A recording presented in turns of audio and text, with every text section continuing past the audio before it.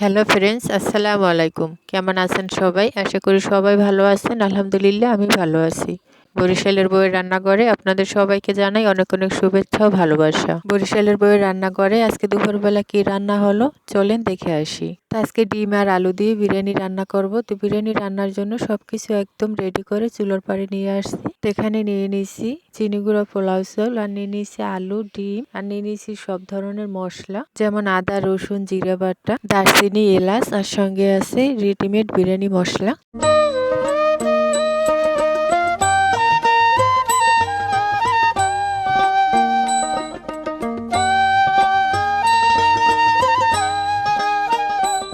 তো রান্না করার জন্য জ্বলন্ত চুলায় কড়াই দিয়ে দিলাম। এরপর দিয়ে দিলাম সয়াবিন তেল। তেলটা গরম হলে দিয়ে দিব কেটে রাখা আলুগুলো দিয়ে একটু লাল লাল করে ভেজে নিব। তো এই পর্যন্ত ভিডিওটা ভালো লাগলে চ্যানেলটা সাবস্ক্রাইব করে পাশে থাকবেন আর সুন্দর একটা কমেন্ট রেখে যাবেন যাতে করে আপনাদের আইডিটা ঘুরে আসতে পারি। তো অবশেষে আলুটা ভাজা হয়ে গেছে। এ পর্যায়ে আমি আলুটা কড়াই থেকে তুলে নিলাম। এরপরে ডিমগুলো ভেজে নিব। ডিমগুলো একটু হালকা করে ভেজে নিব।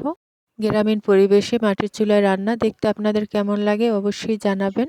আসলে বিরিয়ানি এক একজন একভাবে রান্না করে। তো আজকে আমি একদম সাদা মাটা নর্মালভাবে যেভাবে আমরা সব সময় গ্রামের বাড়ি রান্না করি ঠিক সেভাবে রান্না করব। তো ডিমগুলো লাল লাল করে ভাজা হয়ে গেছে, একটা বাটিতে তুলে নিলাম। এরপর আমি আরও একটু তেল দিয়ে দিলাম।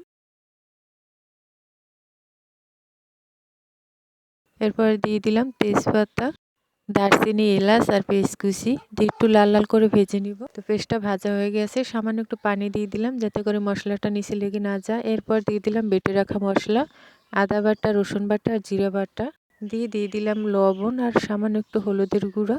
এরপরে রেডিমেড বিরিয়ানি মশলা দিয়ে খুব ভালোভাবে একটু কষাই নেব। আর দিয়ে দিলাম 1 কাপের মতো চিনি। তো এখানে টক দই ব্যবহার করলে ভালো হতো, কিন্তু টক দই একদমই বাসায় ছিল না তাই দিতে পারিনি। এরপর মশলাটা খুব ভালোভাবে কষিয়ে ভেজে রাখা আলুগুলো দিয়ে আবারও কিছুটা সময় কষাই নেব। এরপর ধুয়ে রাখা চালগুলো দিয়ে খুব ভালোভাবে আলু আর চালগুলো ভেজে নিব। এখানে চালটা যত ভালোভাবে ভাজা যাবে বিরিয়ানিটা কিন্তু ততই ঝরঝরা হবে, আর ঝরঝরা হলে কিন্তু খেতে খুবই ভালো লাগে।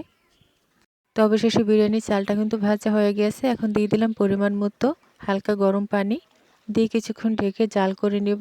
যখন পানিটা টেনে আসবে সামান্য একটু নেড়ে চেড়ে এরপর ডিমগুলো দিয়ে আবারও কিছুক্ষণ দমে রেখে দিব। তো অনেকে আপুরা বলে আমরা গ্রামের মানুষরা নাকি রান্না করতে জানি না, আবার রান্না শিখাই কি। আসলে আমি ওই আপুদেরকে বলতে চাই আমরা কাউকে রান্না শিখাইছি না বা শেখানোর মতো অভিজ্ঞতা হয়তো আমাদের নেই, তবে আমরা সব সময় কিভাবে রান্না করি সেটাই আপনাদের সঙ্গে শেয়ার করি।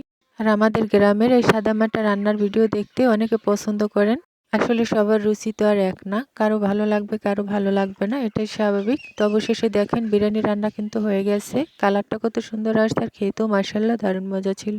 তো আজকের মতো এখানেই বিদায় নিচ্ছি। পরবর্তী ভিডিওতে দেখা হবে। ততক্ষণ সবাই ভালো থাকবেন, সুস্থ থাকবেন। আল্লাহ হাফেজ।